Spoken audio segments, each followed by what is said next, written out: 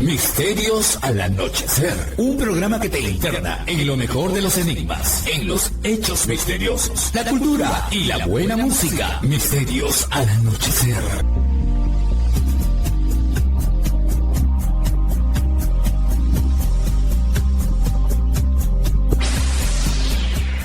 Fernando Chapi Martínez está presentando Misterios al Anochecer. Síguenos también en YouTube, Facebook e Instagram como Misterio Infinito Perú.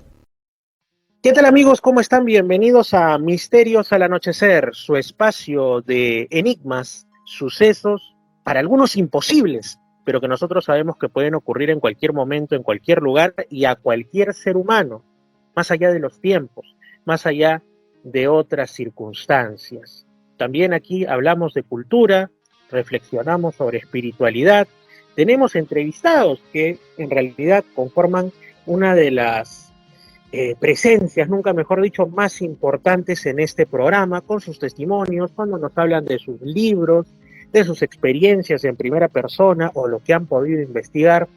Muchas gracias a todos los entrevistados y entrevistadas que han estado aquí, cada uno desde distintos campos del saber. Hemos tenido gente de distintas profesiones, oficios, vivencias, países, edades e historias de vida en estos 4 años que ya tenemos como Misterios al Anochecer, aunque iniciamos tal día como hoy, que estamos un 1 de agosto, pero en ese caso un 1 de agosto de 2020, como Misterios al Atardecer, en la ciudad de Puerto Maldonado. Curiosamente, hace algunos días se conmemoró un año más justamente de que en esas tierras pues se tomara la considerada por un señor que trabajaba en aduanas, inspector de aduanas de apellido Troncoso, allá por los 50, se es considerada como la primera fotografía de un, no sé si platillo, pero no tiene forma de platillo, tiene una forma como de cigarro puro, un objeto volador no identificado en territorio peruano sobre el río Madre de Dios. Y justamente ahí en Puerto Maldonado, en el contexto del confinamiento de la pandemia,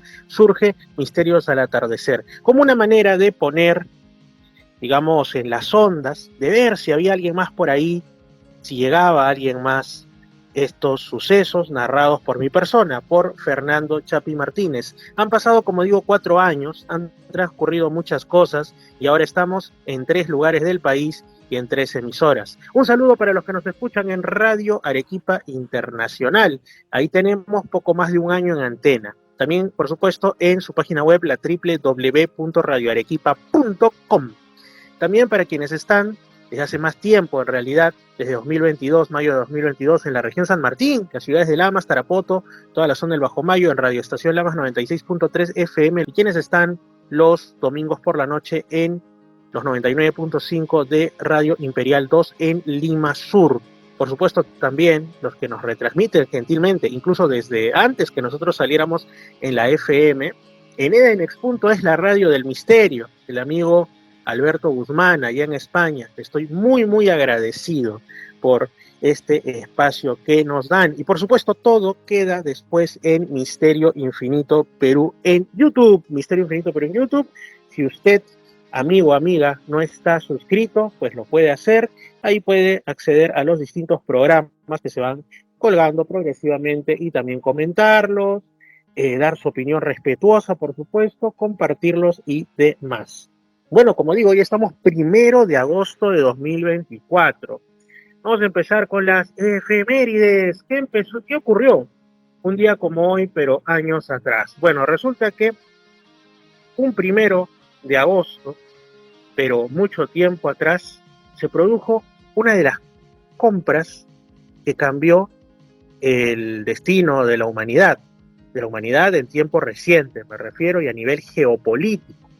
Estados Unidos, por una cifra en realidad irrisoria, que incluso hoy nos parece pequeña, y en ese tiempo era pequeña para la magnitud del territorio que estaban comprando, adquiere lo que hoy es el estado de Alaska a Rusia, en ese tiempo el Imperio Ruso, ahora la Federación Rusa, por $7,2 millones. Eso fue un 1 de agosto de 1867. Estaba en pleno expansionismo estadounidense, ¿no?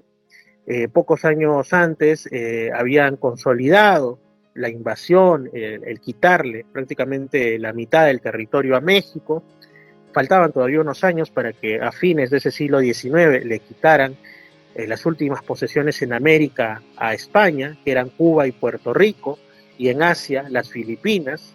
Ya estábamos viendo lo que protagonizarían los Estados Unidos también, sobre todo con gran fuerza en el siglo XX. Y muchos dicen, ¿por qué Rusia, de una manera tan tonta para algunos, desde el punto de vista desinformado de hoy, se deshace de ese territorio de Alaska que marcaría en realidad, si Rusia lo hubiera mantenido después y hubiese pasado con posterioridad a la Unión Soviética después de la revolución que ocurrió, pues esto hubiera cambiado totalmente el equilibrio de poder y quizá la historia del mundo, ya adentrados, como digo, en el siglo XX, ¿no? Porque imagínense ustedes, la Guerra Fría hubiera sido mucho más complicada teniendo un apéndice, la Unión Soviética, en pleno suelo y a solo unos pocos cientos de kilómetros de la frontera estadounidense, ¿no? En este caso Alaska, pero cambiaron las cosas. Es cierto que igual Alaska está separado solo por un pequeño estrecho de las posesiones de la Siberia rusa y soviética en ese tiempo, pero tener a los soviéticos en América con un territorio plenamente incorporado y seguramente en esos momentos hubiera estado altamente militarizado, cambiaría totalmente el rumbo de las decisiones y quién sabe si hubiese conducido bastante rápido a una tercera conflagración mundial. Dicen que Rusia se deshace de este territorio porque ya era como hasta ahora, ¿no? Rusia es un país muy grande, es el país más grande del mundo, pero está muy despoblado. Y en ese tiempo esto era aún más marcado, entonces era difícil mantener la cohesión, corría el riesgo de fragmentarse, como en una escala no tan grande ocurre después de que cae la Unión Soviética, en muchos pequeños estados, y así que en realidad convenía más venderlo a que de repente pudiera ser esto invadido por Gran Bretaña, que tenía en ese tiempo el dominio de Canadá, o por los propios Estados Unidos sin dar ni $1 a cambio. Pero bueno, ese es un suceso ocurrido un 1 de agosto como hoy, pero en este caso de 1867. Si nos vamos más atrás en el tiempo, un 1 de agosto de 1518 en territorio europeo y concretamente en el noreste de Francia, bueno, un territorio que ha estado durante siglos disputado entre Francia y Alemania, ¿no? Como es Estrasburgo, ocurre la denominada como epidemia de baile. Esto suena extraño, ¿no? A oídos de ahora. ¿Cómo que una epidemia de baile, ¿no? Lo que ocurre es que de la nada una mujer, la primera de la que se tuvo noticia de muchas otras personas, ¿no? De nombre Frau Trofea, empieza a bailar. Primero quizás sin tanto llamar la atención y después de forma frenética e imparable, sin pausa alguna, en plena calle de Estrasburgo. Esto se prolonga durante 5 días. Al final muere extenuada, muere de lo que no había pues ingerido alimentos ni consumido agua, había desgastado sus fuerzas totalmente, incluso se dice que sus pies dentro de su calzado estaban totalmente ensangrentados por estas danzas sin motivo al parecer, pero no sabemos si porque se generó una histeria colectiva o si, como se sospecha ahora, podría esto formar parte de contaminación, muy posiblemente por un hongo del cual se extrae el LSD, ¿no?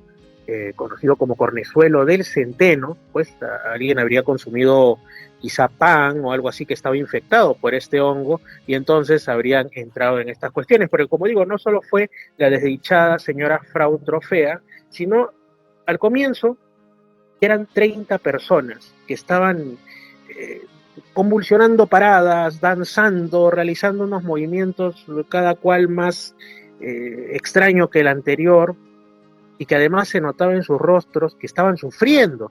No era algo placentero, pero no podían tener control sobre sus cuerpos. Se dice que al final 400 o hasta 500 fueron contagiados, entre comillas, por esta epidemia del baile. Y muchos de ellos pues terminaban cayendo muertos del agotamiento. Y lo peor de todo es que, bueno, entendamos la época, 1518, la gente pues pensaba o que era un asunto de posesión demoníaca, o era algo que se debía a la llegada, quién sabe, del Espíritu Santo o algo así, y no solo en el caso, dicho sea de paso, del cristianismo, sino en otras tradiciones religiosas del mundo, hay esto que pues se hacen danzas, cada cual más místico, más extraña que el anterior, asumiendo que quien está detrás es una fuerza, un influjo que viene de lo alto, de lo divino. Entonces, imagino que la sociedad de ese entonces estaría dividida entre esto es divino o es demoníaco. Y no sabían qué hacer. ¿Y qué es lo que hacen las autoridades? Pues dicen, quizá es una enfermedad que se cura poniéndole ritmo al baile, literalmente, porque se pusieron a construir tarimas, porque se dice que en algún momento a los que estaban haciendo estas danzas intentaban detenerlos, amarrarlos, pero ellos seguían ejecutando estos movimientos literalmente hasta morir. Entonces las autoridades de Estrasburgo construyeron tarimas y dijeron, vamos a ponerle música al asunto, trajeron músicos que tocaban melodías alegronas, melodías bastante, digamos que era realmente tragicómico, era terrible, ¿no? Para acompañar los movimientos de estas personas hasta su desfallecimiento. Esto ocurrió durante varios días, pero el punto álgido estuvo tal día como hoy, un 1 de agosto, y dicen que también un 2 de agosto de 1518, principalmente en Estrasburgo. No fue, como digo, la primera ocasión que en el mundo se vivió, no sabemos si una epidemia de baile, por llamarlo así, pero sí otro tipo de asuntos en los que la gente parecía quedar, vamos a llamarlo de esta manera, ¿no? Como poseída por un influjo que hacía que ya no fuesen dueñas de sus cuerpos. Esto para empezar. Algo que les quiero contar tiene que ver con un pequeño viaje que estuve realizando justamente por las fiestas patrias. Resulta que estuve por la zona de lo que se denomina como el Alto Mayo. El Alto Mayo en la región San Martín, y conozco de pronto en la ciudad de Rioja una devoción, una capilla que ahora está en reconstrucción, va a quedar muy bonita en plena Plaza de Armas de Rioja, dedicada al Santo Cristo de Bagazán. Bueno, devociones cristianas, imágenes que se encontraron, vírgenes, santos, hay muchas en todo el ámbito de la cristiandad, e incluso en países que no son mayoritariamente cristianos, pero tienen su comunidad cristiana ahí, ¿no? En el caso del Perú, bueno, el asunto del Santo Cristo de Bagazán, pues ocurre más o menos así. Es una imagen a la que en Rioja y alrededores se le considera muy milagrosa y que involucra, como digo, una aparición. Resulta que mucho tiempo atrás, siglos atrás, un personaje, un ciudadano identificado como Manuel Aspajo, se dice que estaba regresando de las serranías de lo que actualmente llamamos la región Amazonas, concretamente las cercanías de Chachapoyas, y estaba conduciendo 2 bueyes de su propiedad.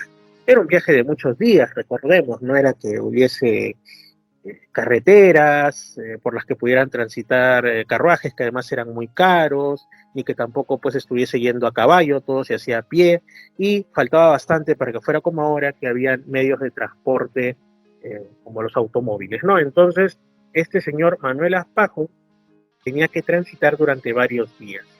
Tras 3 días de viaje, pasando por una zona muy dura, conocida como la Puna de Piscoguañuna, no había ninguna novedad. Había un sol espléndido, claro, de ahí vendrían los fríos de la noche, para los cuales había que ser muy rudo, muy fuerte para soportar, y llega ya de tarde a un sitio conocido como Bagazán. Estaba cansado, así que suelta también a los bueyes, que igualmente estarían cansados, para que pastaran, ya que por ahí había algunos pequeños bosquecillos, algo de hierba, para que, digamos, que pudieran tener un momento de estar libres. Y se queda dormido, pero al día siguiente se despierta para continuar el camino con sus bueyes a eso de las 5 de la mañana, y mientras los buscaba, se va por un camino que corre cerca a un riachuelo, y después de unos 400, 500 metros, en medio de la nada y donde no debería haber nadie, escucha que en el extremo superior de esa quebrada o riachuelo hay una voz aparentemente humana, pero no decía palabras reconocibles, sino era como una especie de llamado de atención, algo así como un casi un ulular de lechuza, ¿no es así? Bueno, el señor Aspajo creyó que quizá era otro arriero que estaba buscando pues por ahí algo, y contestó de la misma curiosa forma, ¿no? Como para indicar su presencia, pero no tuvo una nueva respuesta. Todo quedó en silencio y ese arriero no aparecía. Después de un tiempo, vuelve a escuchar la misma voz, otro ¡uh! Entonces, el señor Aspajo, sorprendido, responde con aún más fuerza. Pero, como al principio no obtuvo ninguna contestación, ya se estaba extrañando. Recordemos que está en medio de la nada. Así que igual dijo, mejor continúo con la búsqueda de los bueyes y me voy a donde tengo que ir. Pero volvió a sonar el grito misterioso y no había nadie alrededor.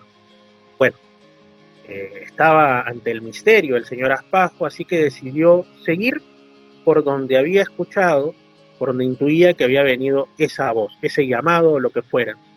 Así que de pronto encuentra una cueva muy espaciosa. La calificó como una habitación o algo así para resguardarse, para protegerse de la lluvia y los elementos o el viento. Y quedó totalmente sorprendido cuando encuentra que en el centro de ella hay un Cristo, una imagen de Cristo apoyado en lo que parecía ser un altar de piedra, un banco de piedra en medio de la nada. Aspajo estaba tan sorprendido porque no había nadie que pudiera haberle llamado la atención con esos sonidos que ya dijimos, e interpretó que ese Cristo era quien había indicado su presencia con esos sonidos. Es decir, se trataba de un milagro en medio de la nada, porque ¿quién podría dejar ese valioso y bonito y bueno, una imagen que movía la devoción de ese Cristo en medio de la nada y además con un altar, que posiblemente fuera incluso prehispánico, ¿no? Si nos ponemos a pensar. Así que lo que hace el Señor es pues rezar oraciones, arrodillarse. Era tanta la impresión que empieza a llorar de alegría y de devoción, y se lo llevó en su camino. Guardó a este Cristo dentro de una petaca grande que tenía y se dirigió a donde estaba yendo, a Rioja. Cuando llega a esta ciudad, ese mismo día, se extraña porque, y aquí viene algo que hoy podríamos catalogar de teletransportación milagrosa, ¿no? Algo muy presente en los casos de misterio, porque resulta que llega, era un trayecto que generalmente se hacía en 3 días, y sin embargo él había llegado a Rioja el mismo día, y sentía incluso que la carga que estaba llevando a sus espaldas no disminuía con ese Cristo que había metido en la petaca, sino como si se hiciera todo ligero, casi como si estuviera volando o transportándose a milagrosa velocidad. De ahí, bueno, Aspajo entrega el Cristo a las autoridades de Rioja. La noticia del hallazgo, la noticia de esta como teletransportación o viaje ultra rápido, haciendo 3 días en menos de uno, fue difundida entre la católica población, generó devoción, todo esto en rima, y como digo, a día de hoy se está haciendo un nuevo santuario. Me dicen que había otro más antiguo, que está quedando muy bonito, de un blanco inmaculado en plena Plaza de Armas de Rioja. Así que estas son cositas que uno va descubriendo, y como les digo, estamos cumpliendo 4 años, gracias a ustedes, en las ondas radiales, con Misterios al Anochecer. Pero ¿quién tenemos aquí? ¿Quién ha hecho acto de aparición? Ni más ni menos que un gran amigo, un entrevistado que ya hemos tenido antes, que responde al nombre de Eduardo Camacho, desde la ciudad de Lima, o mejor dicho, desde la región Callao, concretamente desde el distrito de Ventanilla. Ya lo hemos tenido en el programa varias veces en estos 4 años. Antes de que estuviéramos en el FM, también en Misterio Infinito Perú en YouTube. ¿Qué tal, Eduardo? ¿Cómo estás? Bienvenido una vez más a Misterios al Anochecer. Hola Fernando, ¿qué tal? Muy buen día. Y feliz cuarto aniversario, ¿no? Ya pasó tu tiempo ya de Misterios al Anochecer. Muchas gracias por el saludo. ¿Te cuentas con qué nuevos misterios te has topado en estos tiempos? Bueno, solamente investigando cositas, lo que se llama interesante la oleada que tenemos de ovnis nuevamente y de estos seres de luz que en diferentes partes del mundo se están viendo, incluyendo Brasil nuevamente, ¿no? Brasil. Sí, Brasil. A ver, cuéntanos sobre esto. Esto yo lo desconocía. Yo por ahí hablé de algo que hay muy pocas fotos en internet, unas imágenes de la isla de Icaria en el mar Egeo, perteneciente a Grecia, donde al parecer unas formaciones luminosas celestes, ¿no? O sea, en el cielo, que tienen como una forma antropomorfa, habrían sido registradas, pero como digo, no hay muchas fotos, se le da una perspectiva más bien religiosa. Pero ¿cómo es esto de seres lumínicos y más en Brasil? A ver, sorpréndenos como siempre, por favor, amigo Eduardo. Bueno, en años anteriores, ¿no? Allá en Papayón tuve la oportunidad de ver uno de estos seres de luz, pero de una figura humana, ¿no? Y muy brillante, ¿no? Y a pesar de que lo vi pues a una distancia de 30 metros, tal vez un poquito más, un poquito menos, aproximadamente cuando tenía 18 años, junto con una persona que recién conocía en el lugar en aquel tiempo. Casi era un silencio no escuchar de este tipo de seres, ¿no? Salvo los clásicos seres de esferas de 1,5 metros de diámetro, que en Playa de Chilca, en las Salinas, ¿no? Lo veíamos todas las noches durante el año 83. No solamente quien te habla, sino diferentes grupos, personas, y lo veíamos desde la hora que llegábamos y ya muy cansados, por la madrugada salíamos a nuestras casas y ellos seguían estando ahí en la playa, ¿no? Usualmente era un grupo de 4, de a 7 más o menos, ¿no? Siempre, todas las noches. Después ha habido un silencio, no hay visita prácticamente, salvo lo correspondiente a platillos voladores, ¿no? Naves nodrizas, pero ahora nuevamente se están volviendo a ver, ¿no? Hay unas filmaciones en otras partes de estas esferas de luz que yo digo son seres, no son naves ni otras cosas, ni canoplas, que el nombre que les quieran poner, porque tuve contacto de ya por ese año del 83, pero también ahora han tomado fotos a lo lejos estos seres este ser de luz, ¿no? Que justamente digo que es totalmente iridiscente, ¿no? Brilla más que todos los demás, y en tierra, ¿no? Ni siquiera volando, sino en tierra, ¿no? Y la gente, lógicamente, que le tiene miedo, tienen sus leyendas, sus cosas, y escapan de ello, ¿no? Prefieren no estar tan cerca, porque es algo, pues, increíble, ¿no? Así es, Eduardo. Esto para mí es novedoso, es interesante. ¿Dónde dices, muy aparte de Brasil, dónde más se han reportado este tipo de extraños visitantes? También en Perú. ¿Tienes datos de alguna parte de nuestro país? Sé que en Perú se ha visto, usualmente nuevamente en Chilca, ¿no? Por cerca alrededor de Chilca, ¿no? Las Salinas usualmente por Ñave, ¿no? Inclusive creo que en Uruguay le han tomado un buen video, ¿no? Un buen video de estos seres de luz, pero estos tipo esfera volando, y reconozco que son ellos, o sea, nuevamente. Claro, como siempre la Tierra ellos nos visitan cada vez que hay una serie de cambios fuertes en la Tierra, ¿no? Ellos siempre se presentan, a veces ayudándonos de cierta manera, si se puede decir, para que no nos vayamos demasiado al filo, pues, ¿no? Eso es lo que yo comprendo, ¿no? Es lo que yo, hasta donde yo he estudiado, cada vez que la Tierra se pone en un momento al filo de la navaja, ¿no? Suelen aparecer para poder ayudar, poder tranquilizar a la humanidad de cierta manera, que no tome medidas drásticas, ¿no? Y esperamos que así sea, ¿no? Esto que tú mencionas me hace recordar algo que yo hablaba y también se ha transmitido por lo menos en una de las ediciones de Misterios al Anochecer. Todavía no lo subo a YouTube, y ahí se va a transmitir en las otras 2 emisiones. Una entrevista que tuve con un investigador que más bien es escéptico, ¿no? Allá en España, y él lo que mencionaba es que desde la década de los 70, si no me equivoco, ha estado investigando, recopilando supuestos avistamientos ovni y todo eso, y él me lo mencionó, me dijo, mira, la gente suele decir, ¿no? Cuando tienen estos supuestos contactos, etcétera, que los seres les dan mensajes o les dan una intuición de paz o de amor, o que su presencia debería ser tomada como un llamado de atención o algo así. Pero ¿por qué no actúan efectivamente? ¿Por qué en lugar de presentarse y que nosotros imaginemos que lo hacen por preocupación por el planeta, si tanto se preocupan, por qué no actúan? ¿O por qué no son directos y dicen, mire, ¿sabe qué? Están destruyendo su planeta, están acabando con sus recursos, están peleándose. Así que ustedes lo que tienen que hacer es esto, seguir con este tipo de cosas, y descartar estas otras, ¿no? En lugar de, como dicen, todos sabemos que el amor es bueno, todos sabemos que preocupan determinadas cosas que ocurren en nuestro mundo, pero esas no son soluciones, por así decirlo. Y venir desde tan lejos y otros espacios simplemente para decirnos, o para hacernos intuir que el amor es la respuesta, como que no suena muy útil, si lo vamos a poner así, ¿no? Uh-huh. Esto lo mencionaba de una u otra manera este investigador y sinceramente yo le doy toda la razón. ¿Tú qué opinas al respecto?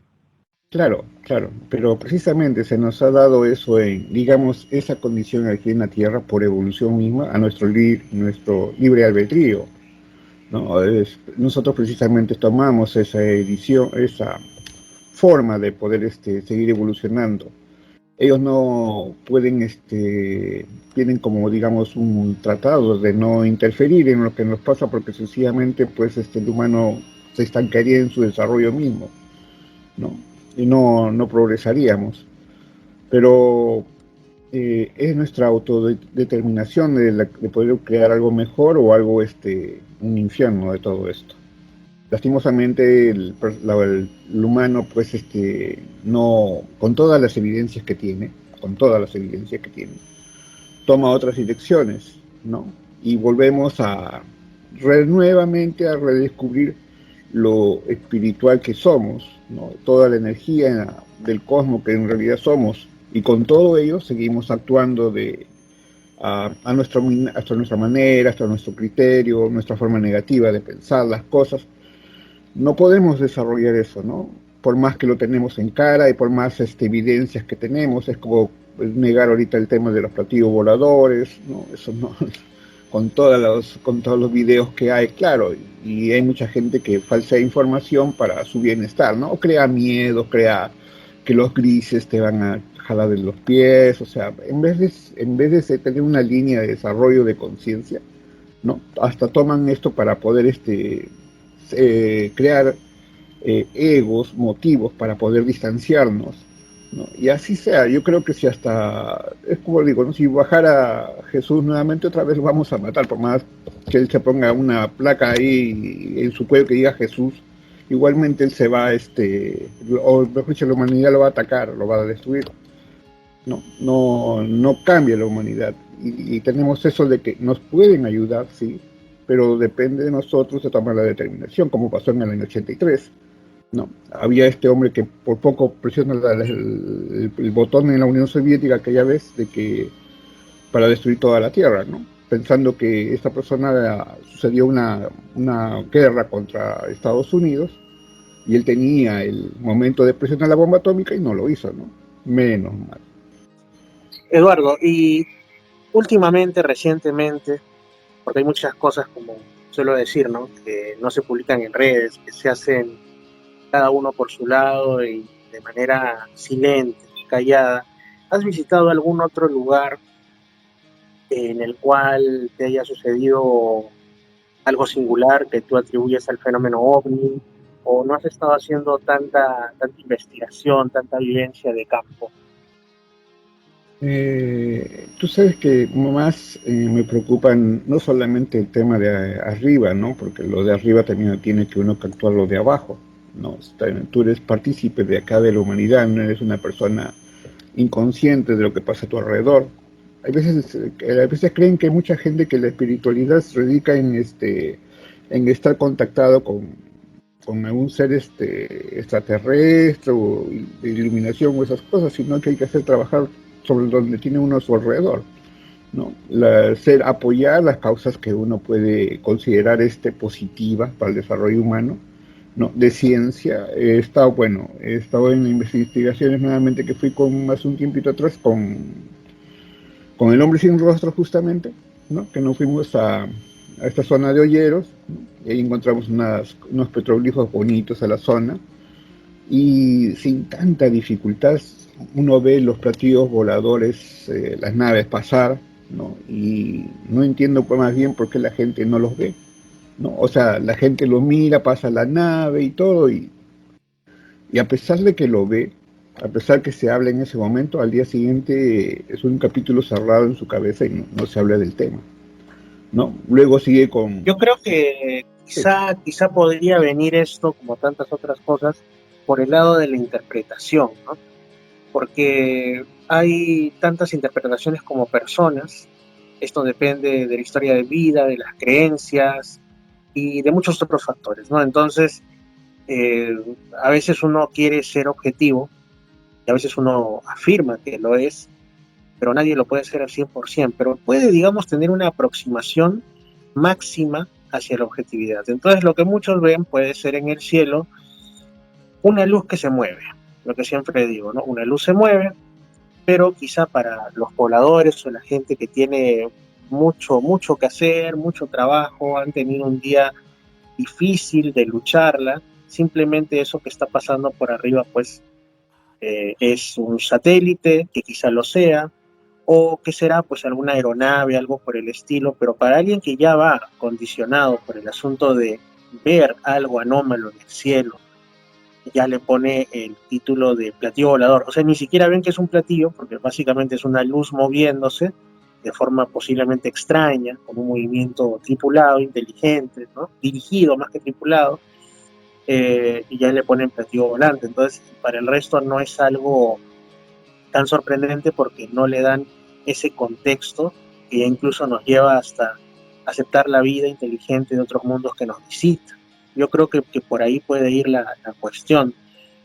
Ahora, el tema de los petroglifos sí me resulta bien interesante porque definitivamente nuestros ancestros han dejado sus huellas, han dejado quizá incluso, eso sería una labor titánica, descifrar sus leyendas y su cosmovisión en el material más duro y perdurable que hay, que es la roca, y se va descubriendo cada año, quizá cada mes alguien descubrirá algún petrolífero en alguna parte del mundo. Yo mismo ahora en la provincia del Guayaga, en Zaposoa, pues estoy viendo ahí, están llevando a unas personas a sitios arqueológicos sorprendentes, ¿no? En medio del bosque, y uno dice, ¿qué hace esto acá? Como dicen por ahí, esto no figuraba en mi libro de historia, ¿no? Pero yo creo que es un tema de interpretación también, Eduardo. No sé tú qué piensas al respecto. A ver, precisamente un amigo Henry, bueno, a comienzos de este año, ¿no? Llevaba a otro amigo que igualmente, pues, escéptico, no creía en el tema, no tenía experiencias y refutaba todo lo que podía haber visto, tomado fotos, y lo invita así mientras conversaban por la playa de Chilca, ¿no? Hacia la playa, hacia Yaya, ¿no? Y mientras hablaban en la noche, ¿no? Acercándose a la playa, de repente, a como unos 10 metros, no más de distancia, sobre ellos aparece un platillo volador, ¿no? Te imaginarás la reacción de aquella persona, ¿no? Cuando vio la nave sobre su cabeza, ¿no? Como decía Henry, estaba a la altura de que podía estirar mi mano y prácticamente lo agarraba, ¿no? La nave, ¿no? Y lo que hizo su amigo del señor Henry fue, pues, le entró el pánico, ¿no? Le entró el pánico y salió corriendo hacia la pista, o sea, desde la playa, desde la arena, salió corriendo hasta la pista y siguió corriendo con dirección hacia las lagunas de Chilca, ¿no? Estaba desesperado. Henry, tuvo el buen criterio, y eso demuestra su forma de ser, de que él agarró y pidió disculpas a la nave. Él ya había tenido otras experiencias y pidió disculpas por el momento que su amigo se había ido corriendo, ¿no? Y tuvo que pedir disculpas como diciendo, me perdonan porque voy a ir a coger a mi amigo antes de que cometa una locura. Pues se iba hacia la Panamericana corriendo, ¿no? Y eso es lo que hizo, ¿no? O sea, las cosas a veces están para los que los quieren investigar, ¿no?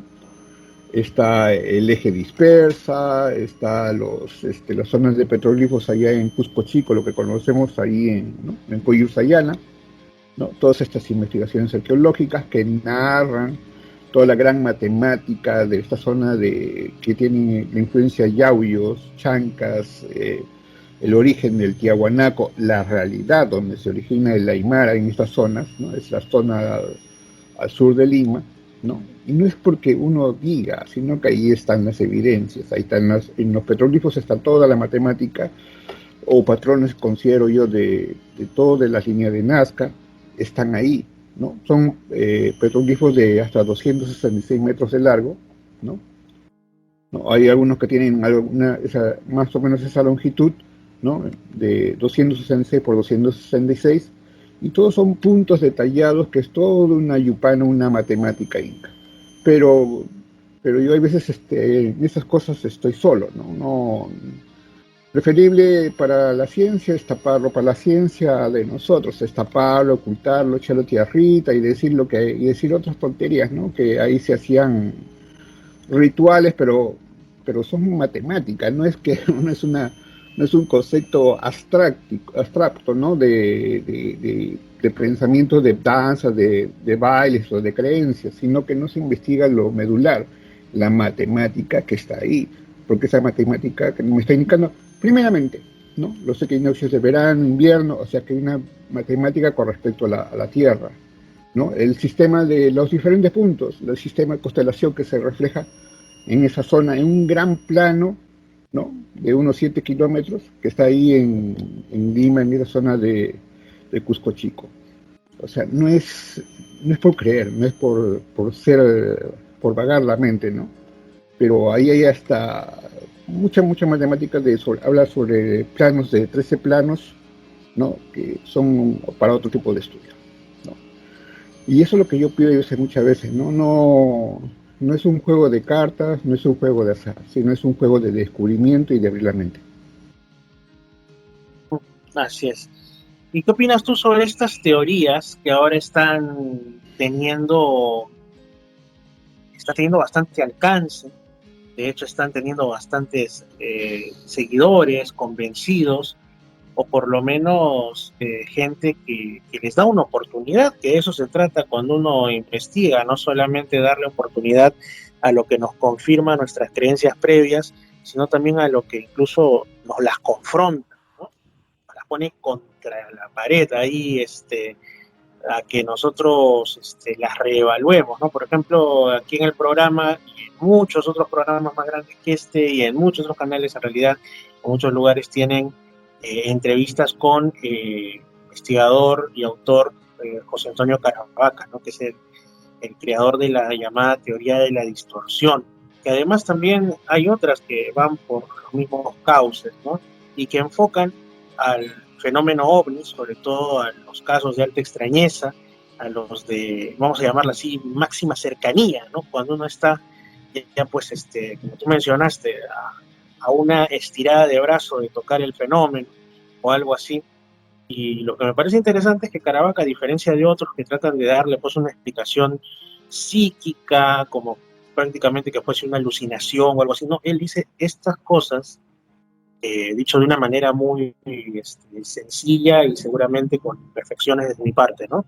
Estos son sucesos que ocurren, que adquieren materialidad física, el testigo no está loco, el testigo lo ve, y eso que ve lo narra, incluso a veces queda registrado en fotografías, pero que se trata de una especie, vamos a decirlo así, de manifestación de otra realidad. O sea, no hay evidencia de que sean seres que vengan de otros mundos. O sea, estas presencias, al parecer, nos dicen que vienen de otros mundos y todo, pero en pocas palabras, ¿por qué tendríamos que creerles? Pero más allá de eso, Caravaca tampoco va mucho hacia el por qué tendríamos que creerles. Hacia eso más voy yo.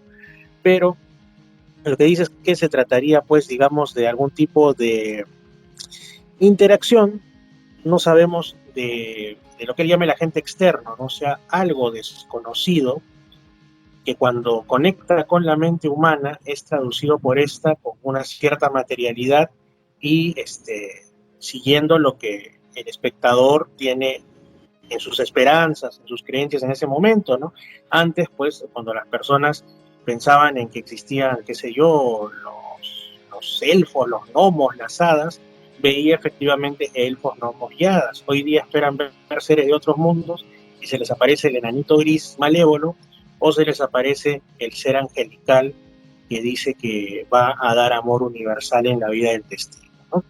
Entonces, estas teorías están ganando, y lo he dicho, como digo, con muchas imperfecciones, pero trato de darle un contexto por ahí desde mi modesto entender, están ganando bastante, ¿no?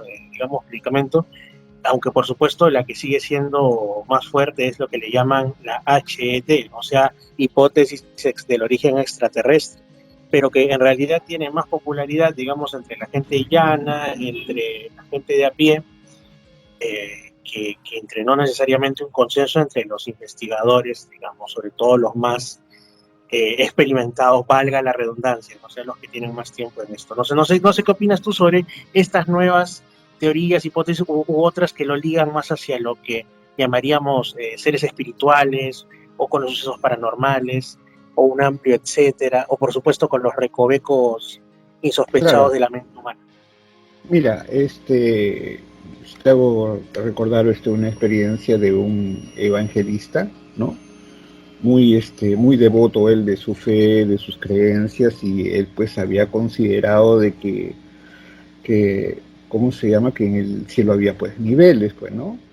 O planos, ¿no? En tercer plano está el hombre, en el cuarto está los querubines, en el quinto está los ángeles, en el sexto está los arcángeles, y en el séptima dimensión, el séptimo plano está Dios, ¿no?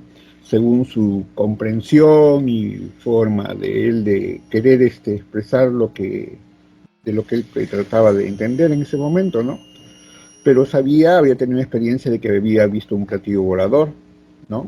Entonces, A o B o Z razones aparece ahí en Chilca y en casa de Maru, ¿no? Y quería tener esta aclaración, los platillos voladores entonces, de qué dimensión, de qué plano, pues precisamente vienen, ¿no? Del plan, de este contacto que él había visto un platillo volador. Él no explicaba claro, señor, pero lo había visto muy de cerca esta nave, ¿no? Y para él su experiencia fue sólida y real. Pero tampoco lo vio negativo, pero entonces quería saber qué es lo que había pasado en ese momento, ¿no? Al parecer con sus feligreses o sus compañeros lo había podido palpar, ver esta nave. No hubo contacto que vio extraterrestre, solamente con el platillo volador. Así es que va a casa de Maru, llevado prácticamente, ¿no? Porque no había propaganda para decir que iba a casa de la señora Maruja Soler, ahí en Papaleón, en Chilca, ¿no? Y pide para ir a ver allá a la playa Yaya, pues entonces el grupo va y lo acompaña, ¿no? A playa Yaya, como siempre, eso de las 12, 1 de la mañana en ese momento, ¿no? Entonces el hombrecito se aleja del grupo, ¿no? Puede ser claro, ¿no? Porque eso fue uno de los sistemas de investigación de nosotros. El hombre va y se aparta, salimos por la parte de la playa de Salinas y se dirige como dirección hacia el norte, hacia Chilca, pero recorriendo por la playa se detiene, donde podemos todavía observarlo, y a su delante aparece pues una luz que viene del horizonte, ¿no? Y va tomando la forma de platillo volador ahí en la noche, al ras del mar, como unos 4 o 2 metros de altura, ¿no? Y ya muy cerca a él se le ve pues sobre las olas del mar en la noche, ahí está el platillo volador. Y él se le escucha que hace movimientos con los brazos y luego agarra y comienza a insultar. Se le escapó digamos, como lo de Pacífico, lo de Dios y esas cosas, y comenzó a insultar, a tirarle lo que podía coger a la mano, arena, sobre todo con dirección hacia platillo volador, ¿no? Y de ese momento tan emotivo para él, ¿no? Y cansado, ¿no? Se acuesta sobre la arena, ¿no? Y el platillo volador no dejaba de brillar sobre las olas del mar. Así es que luego de 2 horas aproximadamente, ya eso de las 3 de la mañana más o menos, se levanta el hombre, y se dirige más cerca hacia la nave, que estaba sobre las olas del mar, como repito. Y luego de eso parece un momento tranquilo de reflexión y viene hacia nosotros, ¿no? Y partimos con rumbo hacia casa de Maru, ¿no? Entonces, ¿qué es lo que le había pasado? De que le había preguntado, pues, él hizo una pregunta, ¿no? Hacia la nave, ¿no? Aquella nave, ¿no? Igualmente le preguntó y le dijo eso, ¿no? ¿no? Si los hombres están en el tercer plano, los querubines en el cuarto, en el quinto están los ángeles, en el sexto están los arcángeles, en el séptimo está Dios, ¿en qué plano, ¿no? Se encuentran ustedes? A lo que él resolvió, ¿no? Que en su cabeza escuchó, ¿no? Unas palabras que le decía: nosotros nos encontramos entre el 24 y 25ª dimensión, ¿no? O sea, en 24 o 25 plano. Y para él, pues, no podía concebir en su cabecita, ¿no? Y comenzó a tirar todo lo que podía, porque pensaba que era un insulto a la información que él tenía, ¿no? En ese momento, de que Dios solamente estaba en el séptimo plano y eso no podía ver más allá, más alto para él, ¿no? Entonces, por esa razón, el hombre comenzó a agarrar, tiró lo que encontraba: arena, pedazos de palo, lo que podía contra aquel platillo volador. Cansado ya, relajado en ese momento, respiró y fue a preguntar nuevamente al platillo volador que se encontraba ahí sobre las olas, y le preguntó: ¿y entonces entonces dónde está Dios? ¿No? ¿No? ¿Dónde está Dios? ¿No? Entonces, a lo que la nave sintió nuevamente su cabeza, esas mismas palabras tan suaves, le dijo: en todas partes, en todas partes. Nuestro conocimiento, hay veces tratamos de definir ciertas cosas, descubrir, y creemos que esa es toda la verdad, ¿no? Y la ciencia va demostrando cosas nuevas, ¿no?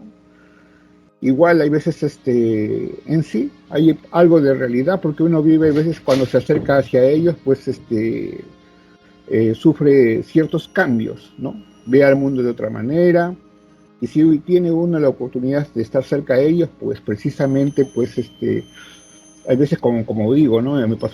Tuve ahí una experiencia en Chilca donde sentí que alguien se había acercado a mi costado, a mi lado, y de repente estuve dentro de una esfera oscura, ¿no? Pero traslúcida, ¿no? Y a mis pies brillaba una luz fuerte y blanca, ¿no?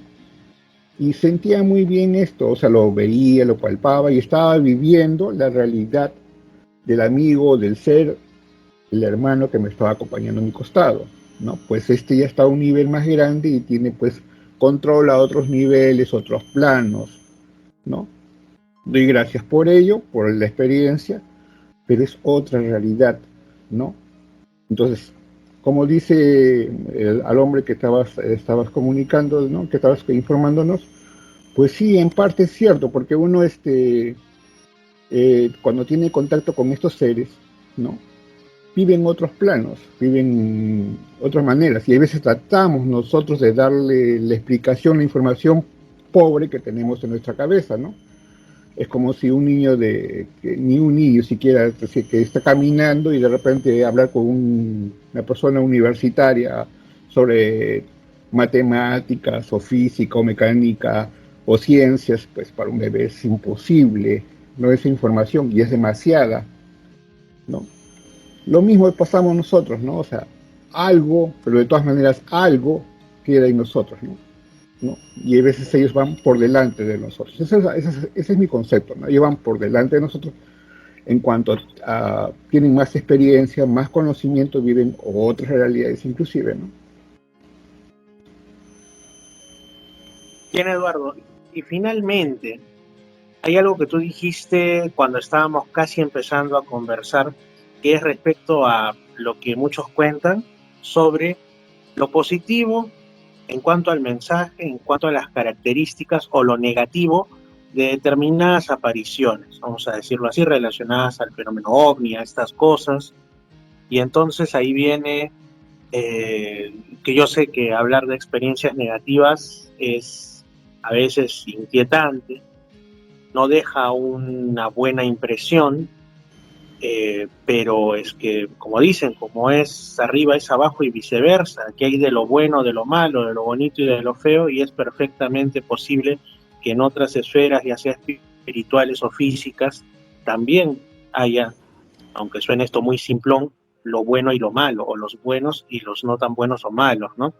Y el hecho de que a uno o por su interpretación crea que las cosas que le han pasado en cuanto al fenómeno ovni o a lo paranormal no son malas, sino más bien positivas, no quiere decir que otros no hayan tenido experiencias negativas. Justamente ese asunto de que algunos dicen, no, que hay unos seres grises, cabezones, enanos, que han hecho cosas negativas con más de uno, por ahí son muchos testimonios, habría que prestarles atención. Bueno, esa es su vivencia.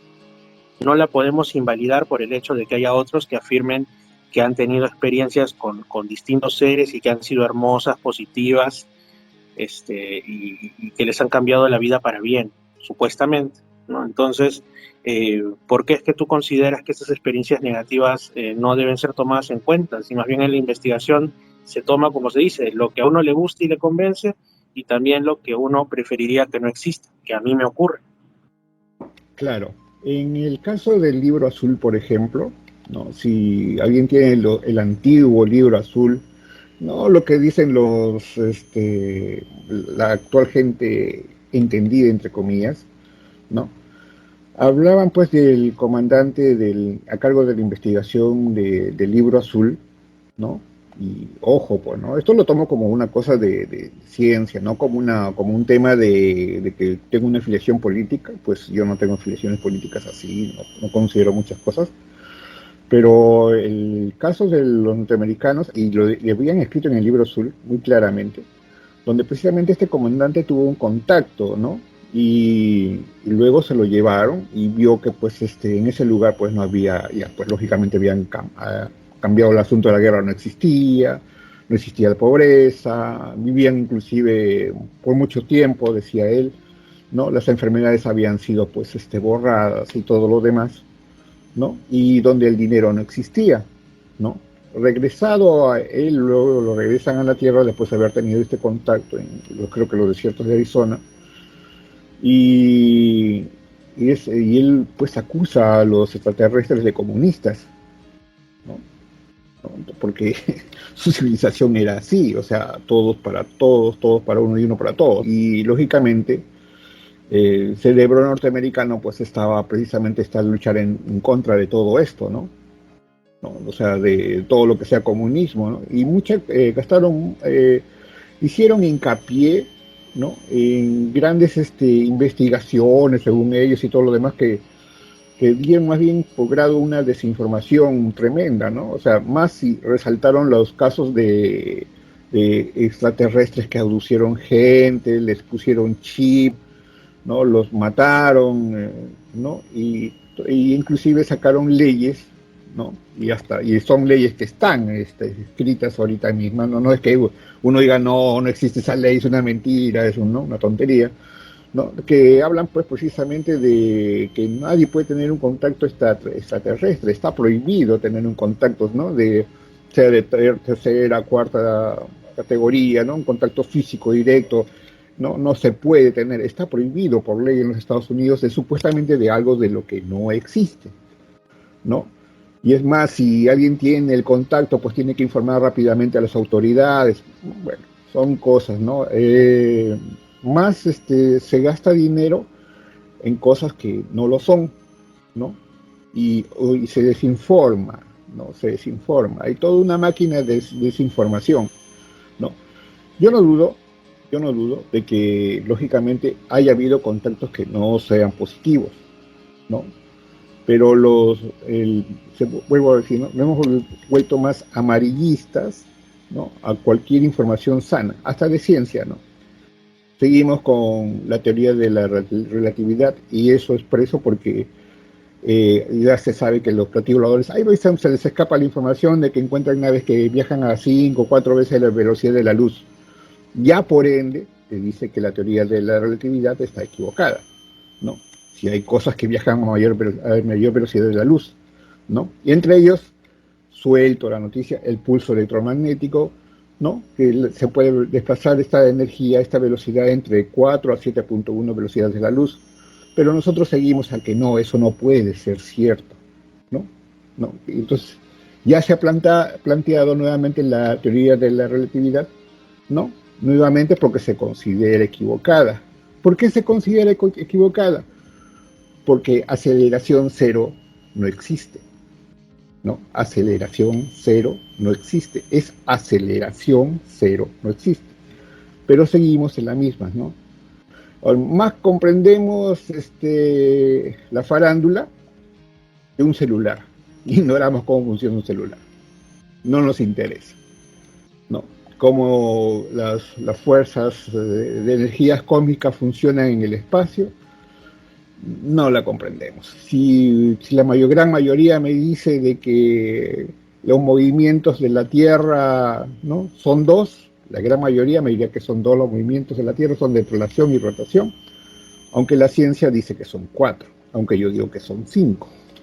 Pero en fin, y está descrito, busquen los libros, estudien, agarren Google, ¿no? Los movimientos de la Tierra son 4, no eran 2. O sea, seguimos en ese método de evolución, pero no de buscar nubes oscuras y decir, no, esto no sucede, esto no puede ser, ¿no? Entonces, en vez de buscar el lado, ocultarlo y ser amarillistas, me refiero a vender cosas que no son, ¿no?, y que se caen por sí solas, busquemos la verdad, descubrámoslo, hay que descubrirlo, ahí está Google, úsenlo, descubran ustedes mismos lo que es. Eduardo, lo que no muchas es. gracias por brindar, siempre es interesante tu punto de vista y sobre todo por estar en esta edición de aniversario, de cuarto Ok, aniversario Fernando. de Misterios al Anochecer.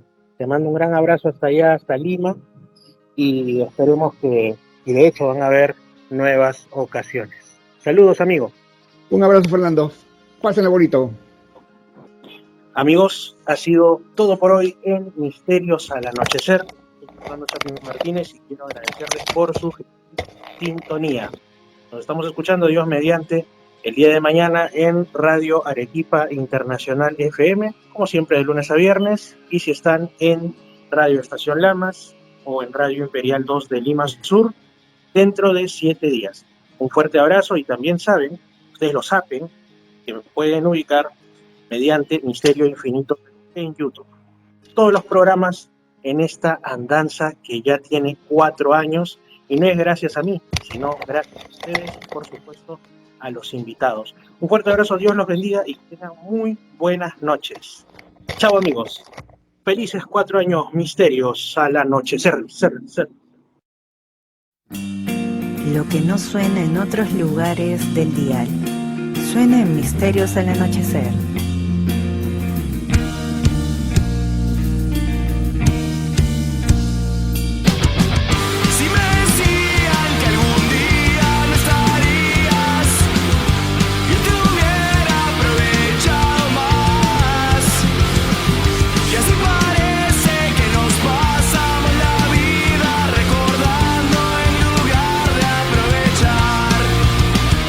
Recordando quieres regresar.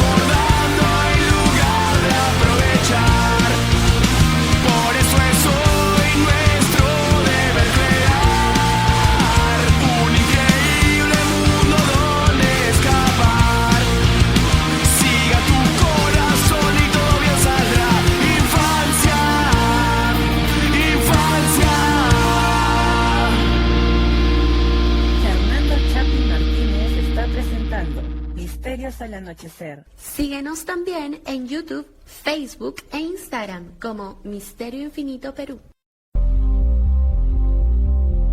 Misterios al anochecer, un programa que te interna en lo mejor de los enigmas, en los hechos misteriosos, la cultura y la buena música. Misterios al anochecer.